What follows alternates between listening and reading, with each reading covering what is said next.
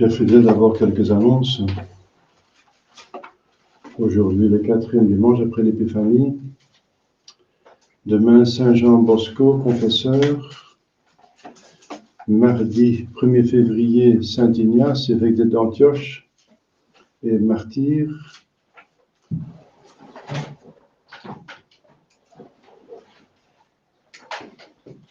C'est aussi le bienheureux martyr d'Avrier, dans certains lieux. Il y avait une concentration de martyrs là. Donc, c'était des milliers de personnes qui ont été tuées lors de la Révolution française. Mercredi 2 février, présentation de Jésus et purification de la Sainte Vierge Marie. Alors, normalement, il y a une bénédiction de cierge et une procession. Ensuite, la messe.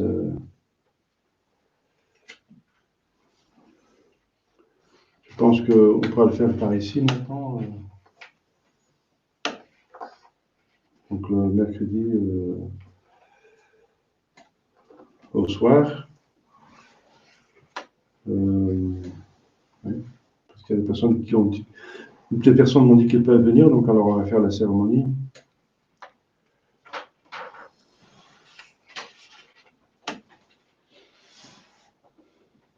Je vais voir avec le servant de messe, mais donc sinon, si Robin doit venir, c'est à 7h. Ça commencera à 7h, parce qu'il ne peut pas venir plus tôt.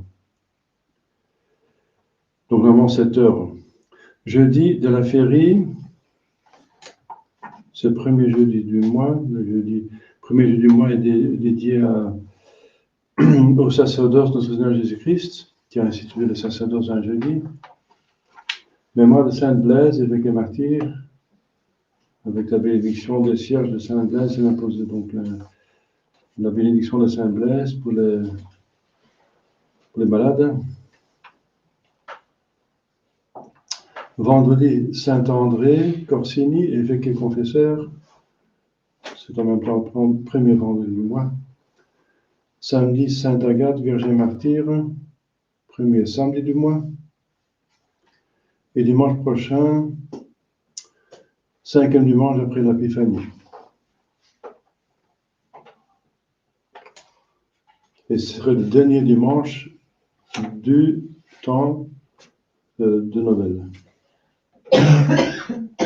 Dimanche après commence la Septuagésime, le temps pascal.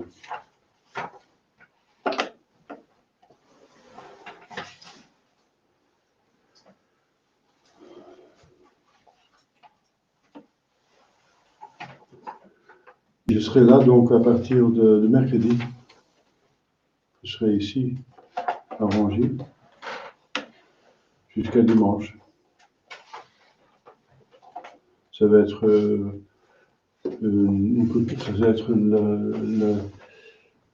l'habitude, je pense, de faire comme ça. Début de semaine, je suis à Lost et fin de semaine, je suis à Rangy.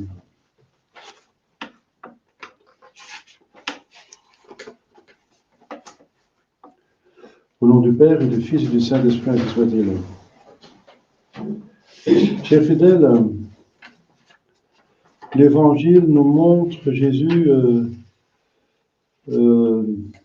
dormant pendant une tempête et faisant la remarque aux disciples, à ses apôtres, de pusillanimité, d'hommes de peu de foi, parce qu'ils commencent à paniquer. Mais il faut bien dire quand même que c'était un orage, une tempête violente, suscitée, dit le Père de l'Église, non par des causes naturelles, mais ou bien par l'action du démon, en l'un de Jésus et de ses disciples, pour le faire périr tout simplement, ou plutôt, selon saint Thomas, par la volonté expresse du Sauveur, car sachant ce qu'il ferait, il voulait par là éprouver et fortifier la foi de Pierre et des autres, en leur manifestant sa puissance divine. Et plus la tempête était terrible, plus ainsi le prodige devait être éclatant. Voilà. donc une violente tempête dans un petit bateau de pêcheurs sur le lac de Génézareth, qui était assez grand, n'est-ce pas, pour causer la tempête. Était aussi entouré de quelques montagnes, donc il y avait un coup certains jeux de vent possibles. Alors, vous avez compris, n'est-ce pas, que ce n'est que c'est un événement, mais puisque c'est l'Évangile, les évangiles ont été prédits dans l'Ancien Testament par la prophétie d'Ézéchiel. Les évangiles seront prêchés dans le monde entier. Donc tout ce qui est dans l'évangile, c'est pour tout le monde, tout homme de bonne volonté, de tout temps et de tout lieu. Donc c'est pour nous. Il y a par derrière une leçon, n'est-ce pas? Et vous avez compris que Dieu permet des persécutions, donc des tempêtes, des sortes de tempêtes, façon de parler, et parfois violentes, dirigées contre son Église, qui est figurée comme un bateau, un navire, qui traverse, un voyage qui peut être dangereux, enfin, dangereux pour les hommes. Il faut être à sa garde, n'est-ce pas? Il faut être prudent. Plusieurs fois, l'Église était comparée à un bateau.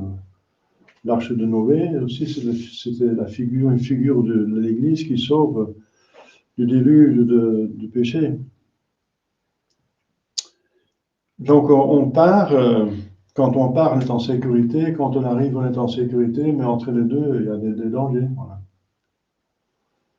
Donc entre la création et l'arrivée au ciel, nous avons des épreuves à surmonter. Donc les persécutions, donc ces violentes tempêtes peuvent figurer les persécutions dirigées vers l'Église, contre son Église, de Jésus-Christ, ainsi que les tentations et épreuves qu'il nous envoie personnellement, chacun de nous, soit parfois extrêmement rudes, pour montrer ensuite sa puissance, pour montrer qu'il est Dieu, et si sa bonté, parce qu'il intervient, il nous aide, en ramenant le calme et la paix au moment voulu par son bon plaisir. Par exemple, dans la tempête qu'on traverse maintenant, qui est la plus grande tempête, objectivement parlant, dans l'histoire de l'Église, parce que nous avons 60 ans pas de pape, c'est la première fois qu'un pape est devenu hérétique et a perdu sa papauté à cause d'hérésie, Paul VI. Et ainsi de suite, après on n'a plus de pape, parce que ceux qui l'ont choisi sont déjà hérétiques avant d'entrer dans le conclave, donc tous étaient hérétiques, tous ont accepté Vatican II. Et avec toutes les suites que vous voyez dans l'Église, l'effet dévastatrice, comme dirait l'Écriture sainte, je frapperai les pasteurs et le troupeau sera dispersé. Mais c'est un châtiment, bien sûr, une épreuve. Et alors, ce qui est étonnant, c'est que après, le calme qui arrivait était vraiment un calme total. D'ordinaire, après une tempête, la mer reste houleuse longtemps encore. Ici, elle devint subitement calme et lisse comme un miroir. Eh bien, voilà encore une image, n'est-ce pas,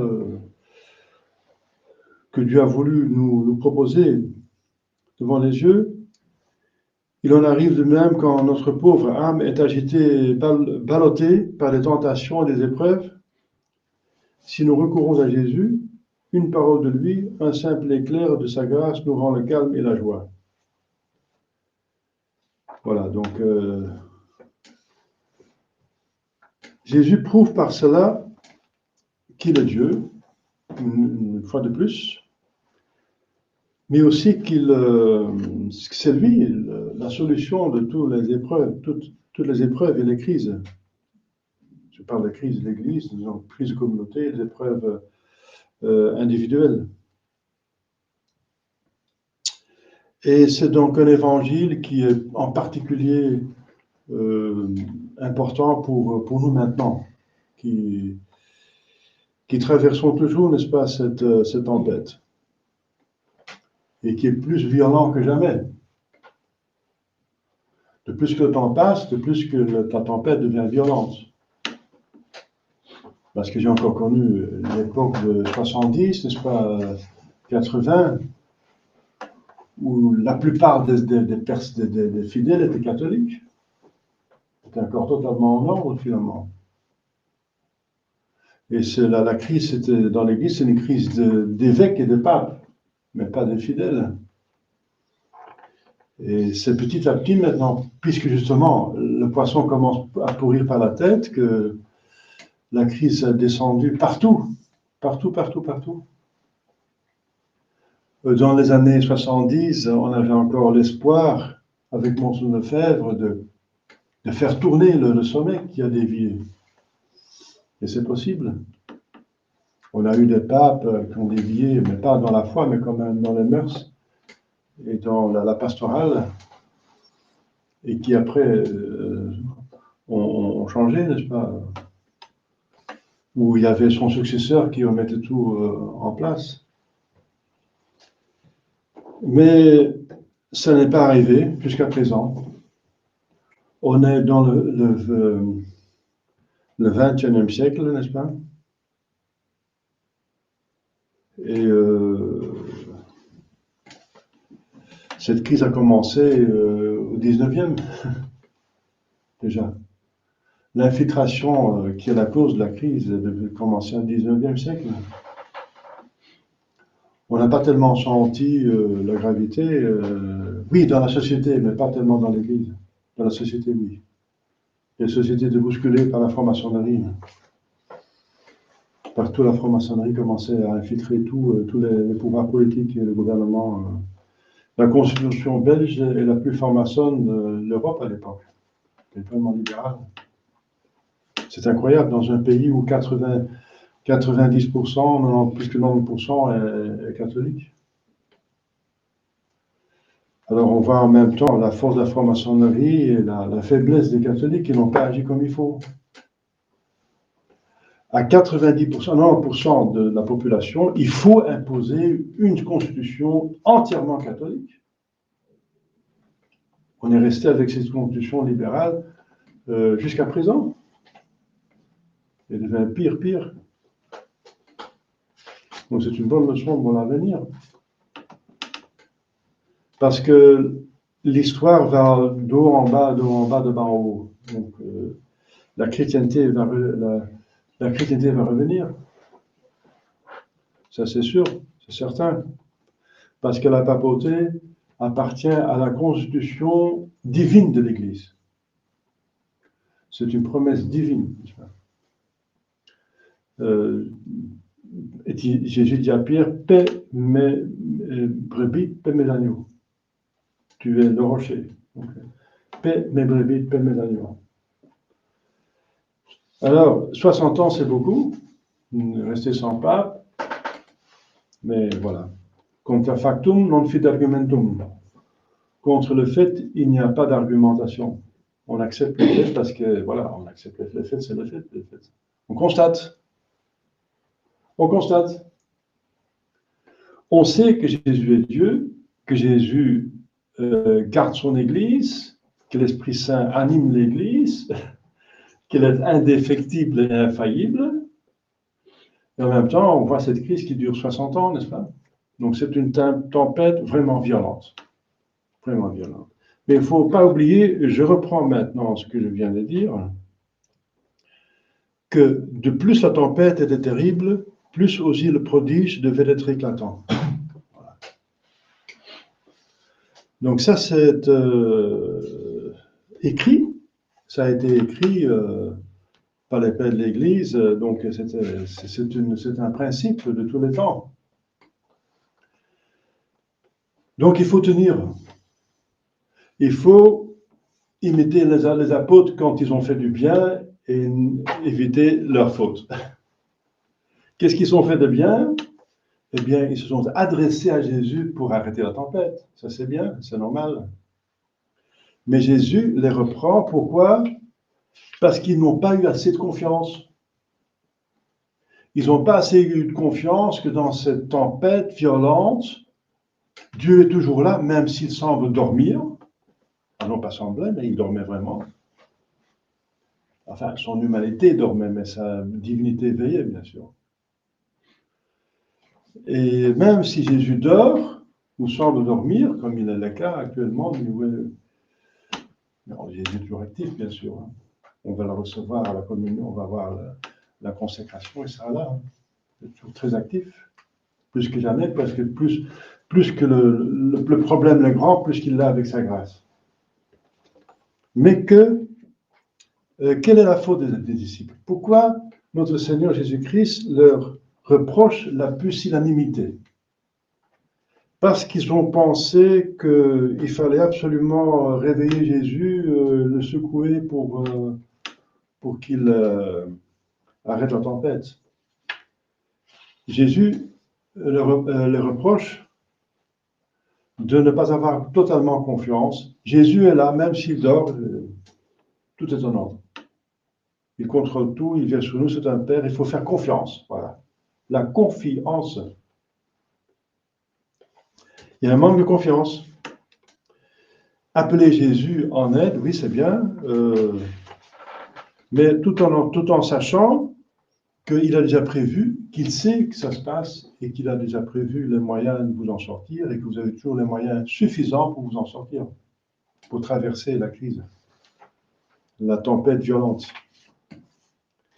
Donc c'est un évangile de confiance. Jésus nous semble dire clairement que même s'il dort, il prend soin de nous totalement comme il faut, à condition que nous, de notre côté, nous faisons ce que nous devons faire.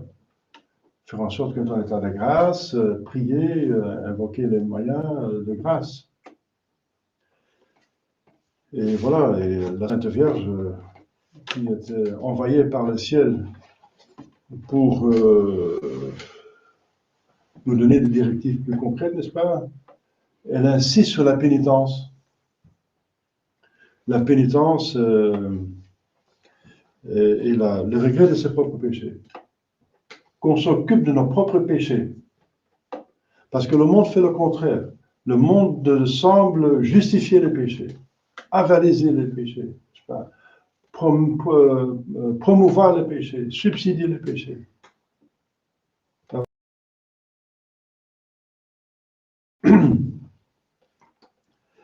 Alors, il faut faire le contraire. Il ne faut pas se laisser prendre par ce courant. Il faut s'occuper de ces péchés, n'est-ce pas? Pour les éviter. Une fois que l'on les a faits, il faut les reconnaître, examen de conscience. Et ensuite, regretter, réparer. Ceux dans le passé, il faut les réparer par la pénitence. Ceux du présent, il faut les éviter par la prière et en prenant tous les moyens et en évitant les occasions, etc. Et pour l'avenir, on va prier pour la persévérance finale, qui est la prière la plus importante. Priez pour nous, pour les pécheurs, maintenant et à l'heure de notre mort. Donc on fait un combat contre le péché, pour notre propre péché, mon péché, parce que c'est ça qui va me donner l'avenir. Ce n'est pas ce que font les autres, ce que fait Biden ou Merkel ou Poutine, n'est-ce pas? Ou Macron. C'est ce que moi je veux faire. Ce que moi je fais à l'instant, c'est ça qui va disposer de mon éternité. Donc je m'occupe de mes péchés, je les regrette, je les répare et je prie. Voilà. La Sainte Vierge demande 3 choses. Je les ai plusieurs maintes fois, mais c'est important. C'est Notre-Dame de la Salette, c'est le 19e siècle. Elle donne au 19e siècle la solution du problème dans lequel nous nous trouvons toujours. Et si assez de gens vont se convertir, n'est-ce pas, regretter leurs péchés, n'est-ce pas, faire pénitence et prier, alors tout va revenir, tout va se mettre en place. Tout va revenir. Il y a un grand monarque, un grand pape. Mais ça ne suffit pas d'avoir un grand monarque, un grand pape, il faut que le peuple soit pieux, n'est-ce pas, que tout le monde fasse aille au ciel. C'est ça le but de cette terre. Ne pas créer une chrétienté, c'est beau, magnifique, mais le but le plus important, le but dont il s'agit vraiment, la chrétienté, c'est un moyen pour amener les âmes au ciel. Va, cher fidèle. Dans cette crise, une grande conscience que Dieu contrôle absolument tout. Toute molécule, tout atome, tout quark, n'est-ce pas? Toutes les pensées, tous les détails. Il a tout, il contrôle tout. Il n'y a rien qui se passe sans qu'il a, quand il a vu, et c'est lui qui le cause, ou bien il permet, si c'est un mal, il permet, il ne cause pas, mais pour un plus grand bien. Il ne donne pas la permission, mais il n'arrête pas. Voilà. Tout est sous contrôle, tout, absolument tout. C'est ça ce que notre Seigneur Jésus-Christ veut nous apprendre avec cet évangile. Tout est sous contrôle, même si c'est une tempête violente qui semble faire écrouler, n'est-ce pas? Tout, c'est absolument sous contrôle, et c'est pour que nous ayons confiance en lui. Une épreuve qui cause des mérites. Et il ne faut pas lâcher, justement. Il ne faut pas commencer à douter, à lâcher, parce que je vois un relâchement. Je vois nettement une autre mentalité, pas seulement parmi les papes et les évêques ont commencé à changer avec le concile. Même avant, il y avait l'infiltration, mais ce n'était pas visible. Et après, les prêtres ont écouté le concile, c'était la catastrophe. Mais même dans la résistance, dans la tradition, je vois une ferveur des fidèles, n'est-ce pas, qui venaient le premier vendredi, le premier samedi, venaient prier, n'est-ce pas, ils étaient dévots, le chemin de pain, n'est-ce pas, les tiers ordres, ils étaient vraiment une ferveur, n'est-ce pas. C'était l'Alléluia, ils étaient contents d'avoir une maison, un sens, n'est-ce pas, ils demandaient pour plus de prêtres, priaient pour plus de prêtres, ils cherchaient les vocations, etc. J'ai connu ça.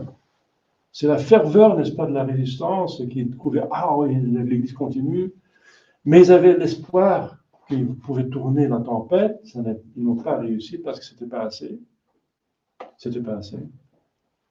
Mais je voyais quand même un certain enthousiasme. Mais maintenant, c'est l'endurance. L'enthousiasme du début du mouvement, de la tradition, je vois qu'il est parti. Hein. Il est parti. Hein. Mais c'est toujours comme ça, quand on commence quelque chose, il y a un enthousiasme, mais c'est l'endurance qui compte. L'endurance, c'est le plus important, finalement. Celui qui persévère, il sera sauvé. Donc, on est dans une situation plus difficile, je dois avouer, qu'au début. C'est plus difficile, parce que l'endurance, c'est toujours plus difficile que le début. Alors, parce qu'il y a le démon du midi, dit l'Écriture sainte. Le démonio meridianum. Ça veut dire, c'est pas encore la fin, parce que si le cheval, il sent l'étable, il court plus vite, hein. C'est pas le début, l'enthousiasme du début, mais on est au milieu, quoi. Et il y a la chaleur du soleil du midi, n'est-ce pas, qui tape. Donc c'est ça. Alors à ce moment-là, il faut justement des forces pour continuer.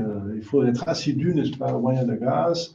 Jésus est là, ne doutez pas d'un millimètre. Il contrôle tout et vous méritez entre-temps. Votre ciel devient plus grand. Notre ciel devient plus grand. Si on entre dans les vues de bon Dieu, on a un ciel extraordinaire. Plus grand